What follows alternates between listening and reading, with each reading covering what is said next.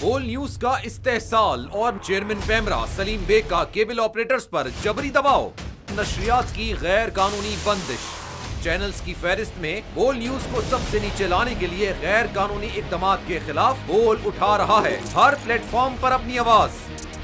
पाकिस्तान के आइन और कानून के मुताबिक आजाद ये इजहार और अवाम तक असल हकायक पहुँचाने का अज़्म लिए बोल न्यूज सहाफती इक़दार को मलहूज़ खातिर रखते हुए हर दम अपने फराइज निभा रहा है।